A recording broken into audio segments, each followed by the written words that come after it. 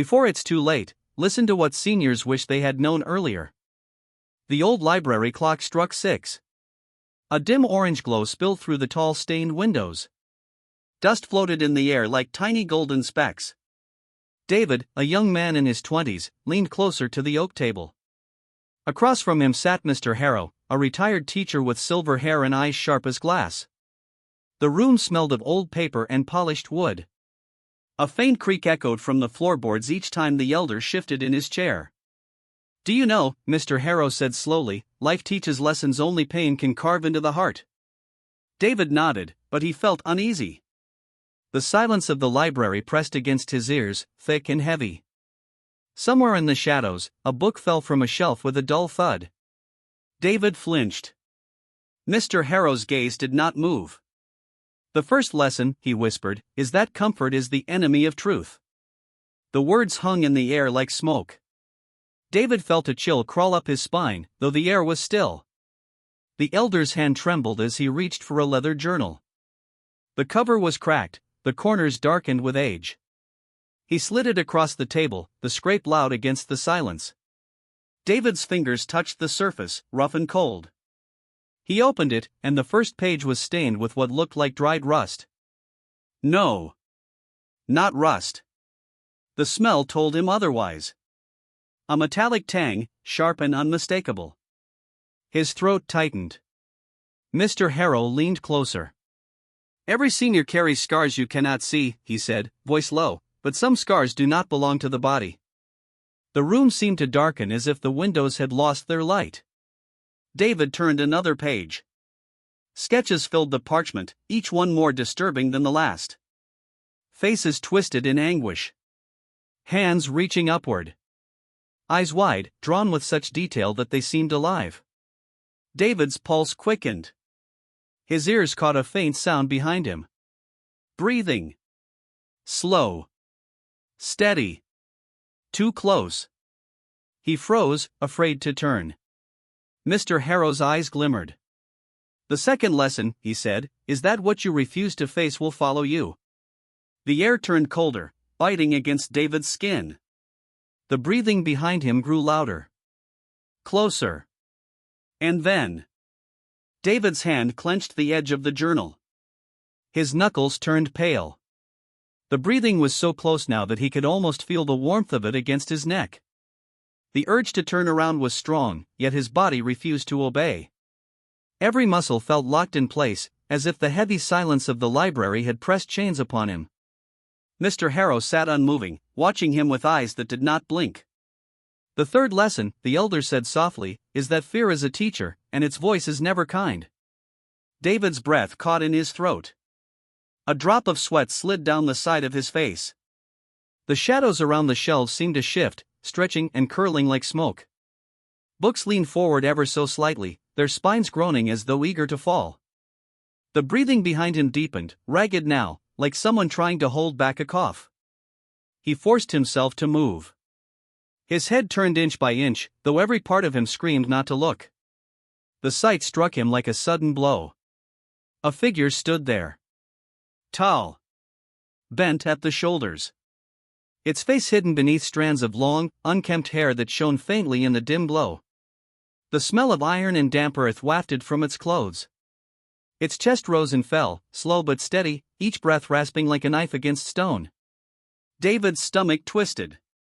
His eyes darted back to Mr. Harrow, desperate for some explanation, some comfort. But the elder did not move. He only smiled, faint and unreadable. "Lesson 4, he murmured, "is that you are never truly alone, even when you wish to be." David tried to speak, but his throat was dry. Only a strained whisper escaped.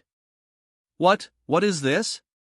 The elder leaned closer, his wrinkled fingers pressing lightly upon the journal's pages. "You asked for wisdom," he said, "and wisdom is not gentle. Wisdom tears away the veil you cling to." The figure behind David shifted. The floor groaned beneath its weight. David's chair scraped against the stone floor as he pushed back, standing abruptly. The journal slammed shut with a loud clap.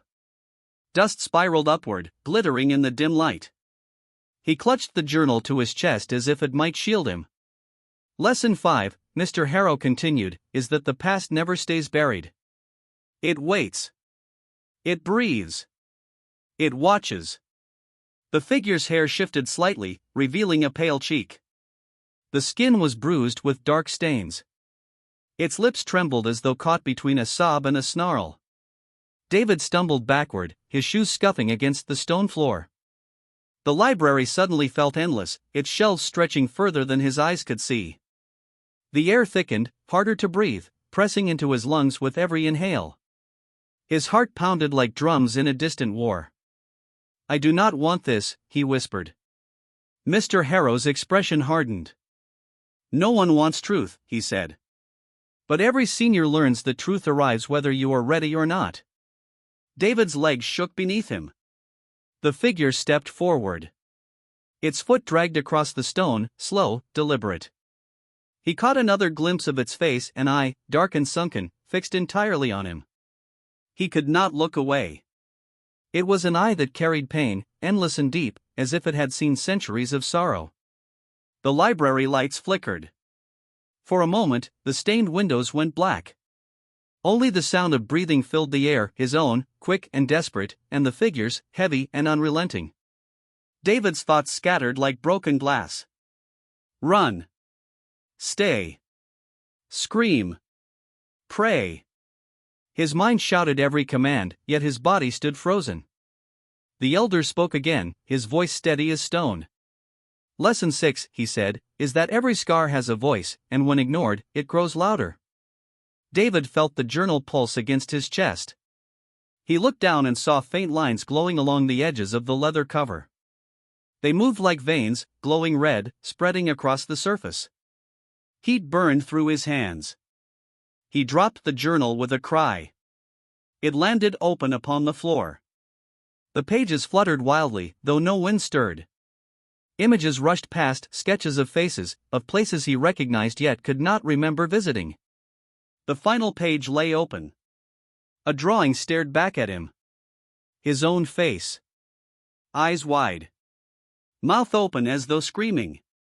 David staggered backward. The figure loomed closer. Its hands rose, pale and trembling, fingers curled like claws. The smell of decay grew stronger, filling his lungs, burning his throat. He coughed, his knees weakening. Mr. Harrow's voice grew louder now, almost chanting. Lesson 7. You cannot escape the weight of your choices. They will stand before you, as real as flesh. The figure stopped just a step away. David could see its lips moving now. No sound escaped at first, only the faint shiver of air. Then, a whisper, broken and raw. You left me. The words pierced his chest sharper than any blade.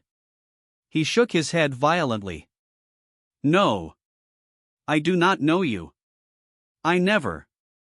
But the figure's face lifted fully now, hair falling aside. The sight froze his blood. The features were his own. Pale. Broken. Eyes hollow yet undeniably his. His double stared at him with silent accusation, every breath rattling, every movement weighted with sorrow. David's scream caught in his throat. The elder's voice rang out like a bell tolling at midnight. Lesson 8, he declared, is that you are both the prisoner and the guard. The one you fear most is yourself. The shelves around them shuddered, books spilling onto the floor in a crashing storm.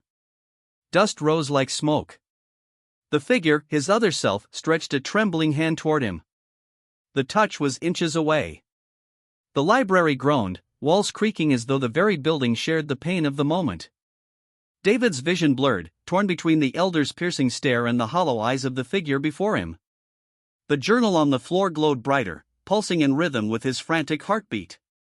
The whispers grew louder now, filling the library from unseen mouths, echoing the same words again and again. You left me. You left me. You left me. David clutched his ears, but the voices seeped through, relentless. His chest heaved. His legs buckled.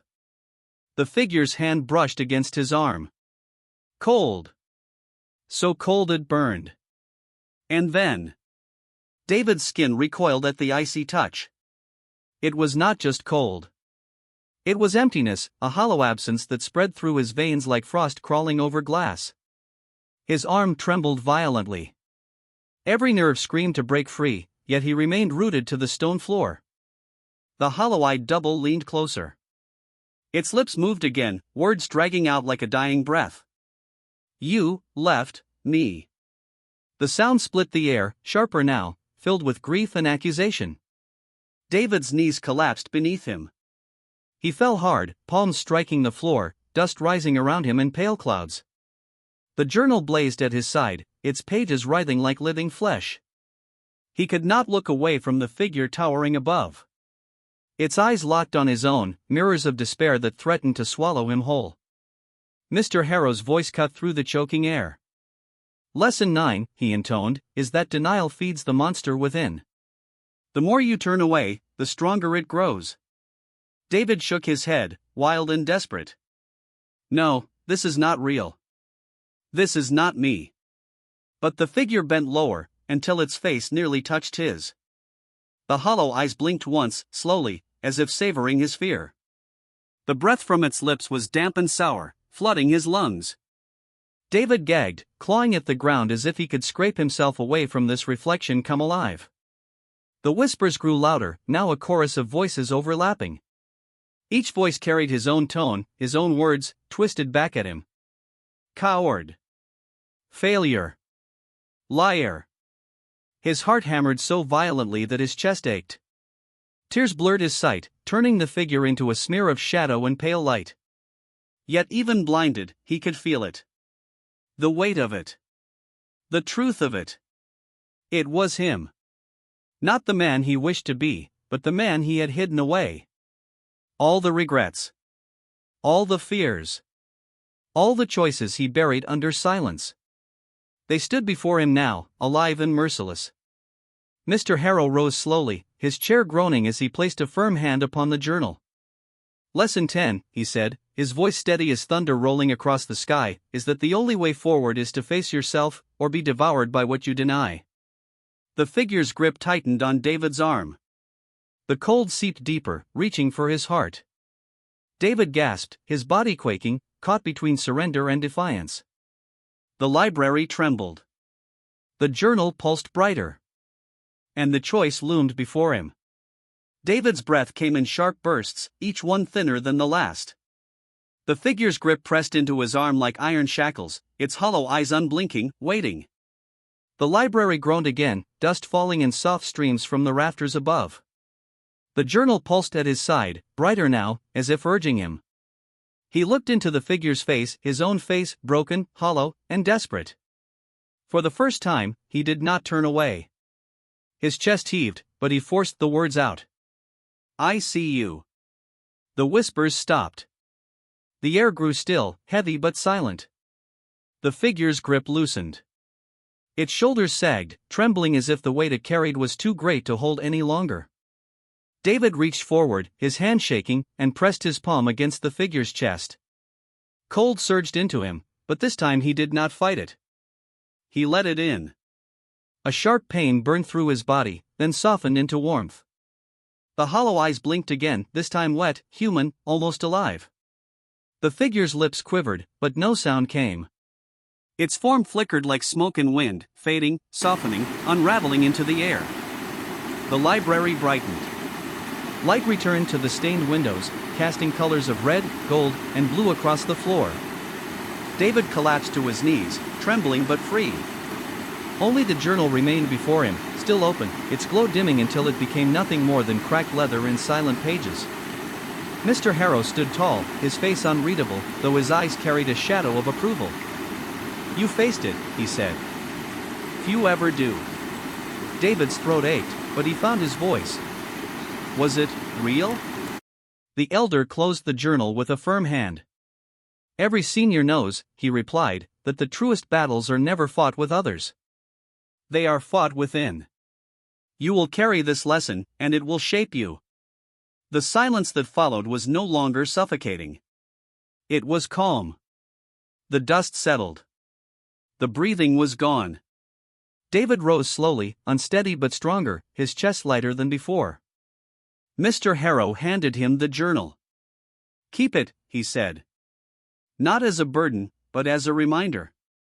David held it close, no longer fearing its weight. For the first time, he understood. Life's lessons were not meant to comfort. They were meant to awaken. And in that vast, quiet library, he stepped into the light, ready to begin again.